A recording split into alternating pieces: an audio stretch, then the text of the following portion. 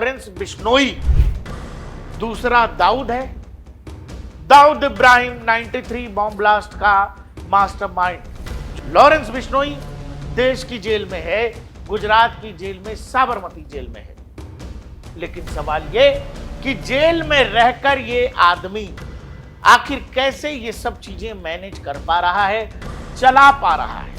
Allegations that Lawrence Bishnoi and Goldie Brar directed the 2023 assassination. Lawrence gang, Goldy Brar gang शामिल है, तो क्या इसका कोई वास्ता है? क्या ये चीजें जुड़ी हुई हैं? कनाडा का हाल फिलहाल ये कहना है कि भारत का इस किलिंग से कोई लेना देना नहीं था, भारतीय ऑफिशियल्स का इससे कोई लेना देना नहीं था। तो सवाल यह है कि यूएस के ऑफिशियल्स या एफबीआई की तरफ से लॉरेंस बिश्नोई का जो नाम लिया जा रहा है, इसके पीछे आधार क्या है या ऐसा क्यों कहा जा रहा होगा? लॉरेंस पर लगी धारा बीएनएस की 303 वो ये तय करती है कि लॉरेंस किसी भी केस के मामले में देश के किसी भी कोर्ट में शरीर के साथ हाजिर नहीं होगा, वीडियो कॉन्फ्रेंसिंग के जरिए अपने हर केस में हाजिर होता है। इसके अलावा अगर किसी राज्य में लॉरेंस के खिलाफ कोई केस है और उसकी सुनवाई के लिए या पूछताछ के लिए पुलिस को लॉरेंस से बात करनी है, तो उस राज्य की पुलिस को पहले गृह मंत्रालय से आदेश लेनी होगी। वाकई में लॉरेंस बिश्नोई कोई धुरंधर है। तरह तरह के लोग तरह तरह के सवाल उठाते हैं कि भाई साबरमती जेल में ही क्यों रखा है, उससे मिलने पर इतनी रोक टोक क्यों नहीं है, दूसरे राज्यों की पुलिस उसको अपने यहाँ क्यों नहीं लेकर आ सकती। ये तमाम चीजें हैं। लॉरेंस बिश्नोई और उसका भाई अनमोल बिश्नोई, क्या लॉरेंस बिश्नोई वाकई में इतना बड़ा डॉन बन चुका है जेल में रहते हुए कि एक international syndicate Lawrence Bishnoi jail में बैठकर चला रहा है? एक ऐसा इंटरनेशनल सिंडिकेट जो दुनिया के 40 से ज्यादा देशों में फैला हुआ है और लॉरेंस का एक इशारा और दुनिया में कहीं भी कुछ कर सकने की ताकत अब लॉरेंस का ग्रुप रखता है, लॉरेंस का भाई रखता है। ये हम नहीं कह रहे, ये अब तो अमेरिका भी कहने लगा है। हम आएंगे उस बात पर। लोगों ने हेडलाइन तक लिखनी शुरू कर दी है कि क्या लॉरेंस बिश्नोई दूसरा दाऊद है? दाऊद इब्राहिम 93 बॉम्ब ब्लास्ट का मास्टरमाइंड, जो इस देश का भगोड़ा है, गद्दार है। भारतीय एजेंसियां लंबे समय से उसे ढूंढ रही। लॉरेंस बिश्नोई देश की जेल में है, गुजरात की जेल में, साबरमती जेल में है। लेकिन सवाल यह कि जेल में रहकर ये आदमी आखिर कैसे ये सब चीजें मैनेज कर पा रहा है, चला पा रहा है? क्योंकि जो लिखा जा रहा है वो ये, लॉरेंस बिश्नोई बना नया दाऊद, तिहाड़ से टोरंटो तक मचा महा एक्शन, क्या सुधरेंगे भारत कनाडा के रिश्ते?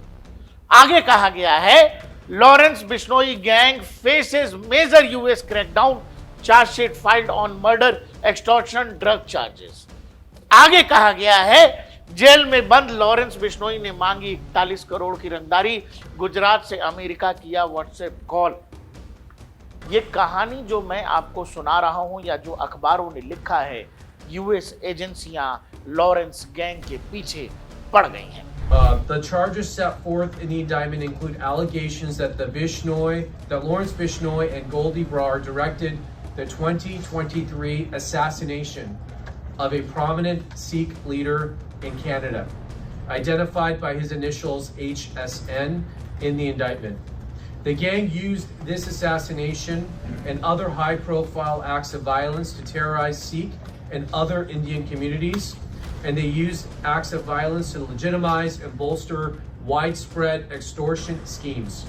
The indictment also charges Bishnoi, Brar, and others with trafficking cocaine and methamphetamine in the LA area, including by stealing hundreds of pounds of drugs from rival drug trafficking groups. Khalistani अलगाववादी नेता निज्जर, जिसकी हत्या Canada में हुई थी, उसको लेकर तरह तरह की कहानियां आई। बाद में अब जो अमेरिका कह रहा है कि उसके पीछे लॉरेंस गैंग था, यानी लॉरेंस बिश्नोई के इशारे पर निज्जर की हत्या की गई। अब इस कहानी को ऐसे समझिए, जगविंदर पटियाल जो सीनियर जर्नलिस्ट हैं एबीपी न्यूज के, उसको दिए एक इंटरव्यू में, एक नहीं दरअसल जेल में बैठे बैठे लॉरेंस ने जगविंदर को 2 इंटरव्यूज दिए थे।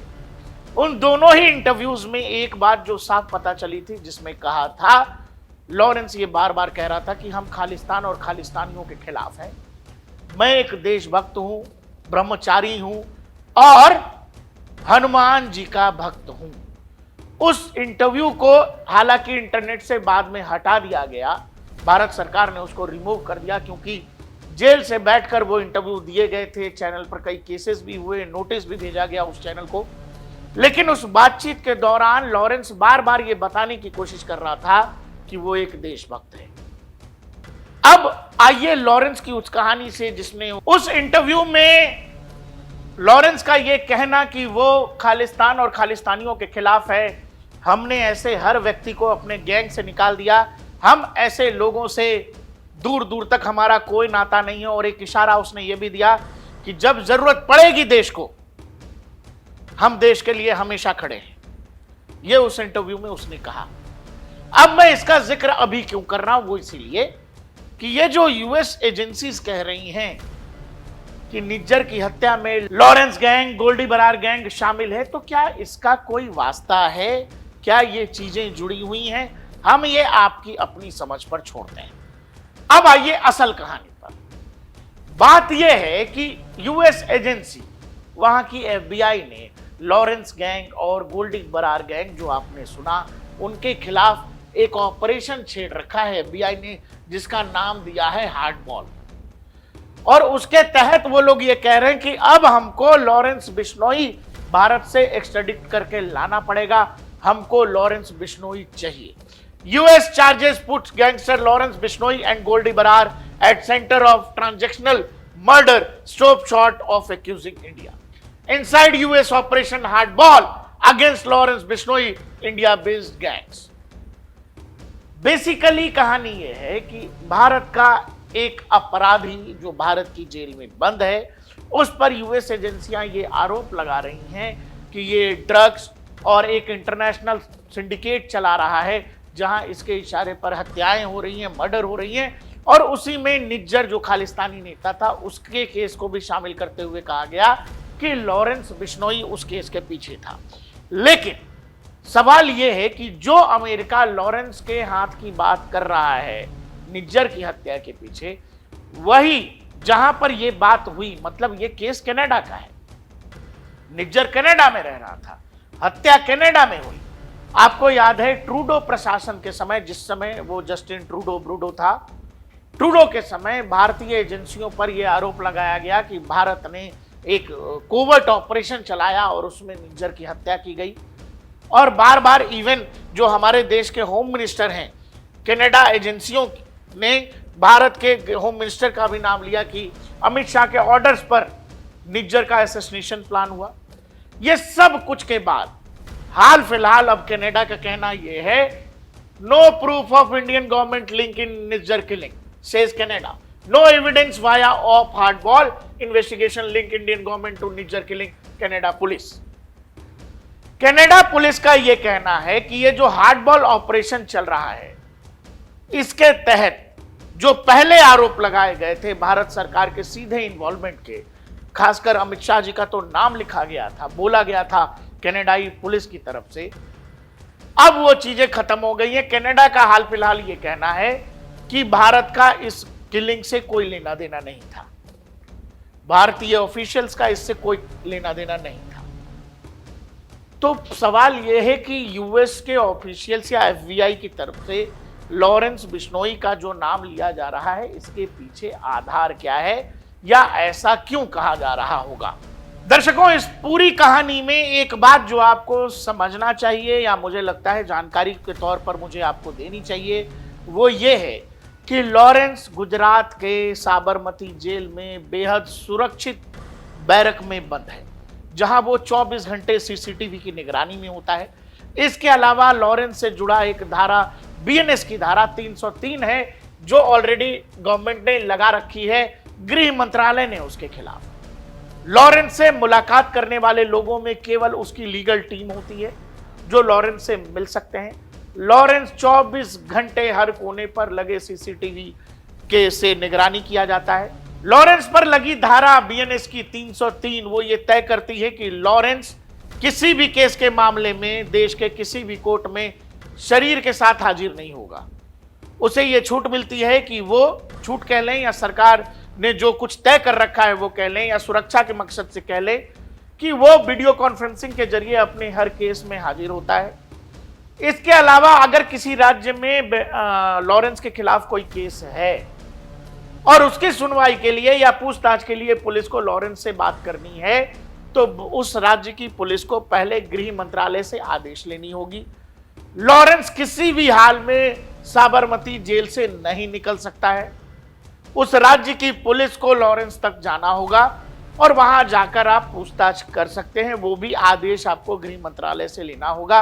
ऐसा नहीं होगा मान लीजिए कोई केस पंजाब में है, कोई केस बिहार में है, उसकी सुनवाई के लिए या पूछताछ के लिए उस राज्य की पुलिस लॉरेंस को गुजरात से निकालकर उस राज्य नहीं ले जा सकती है।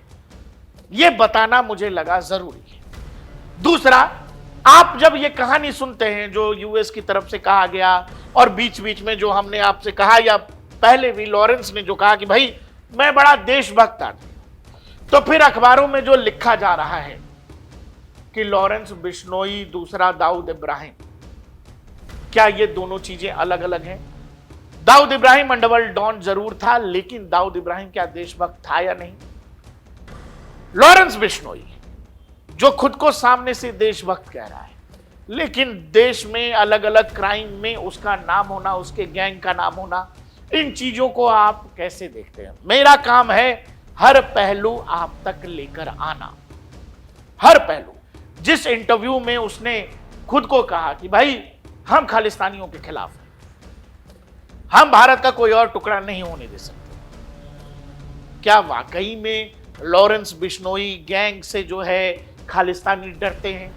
क्या वाकई लॉरेंस का खौफ भारत विरोधी जो गुट है, जो भारत के टुकड़े चाहता है, जो पंजाब के टुकड़े चाहता है, उनमें लॉरेंस एक खौफ का नाम है?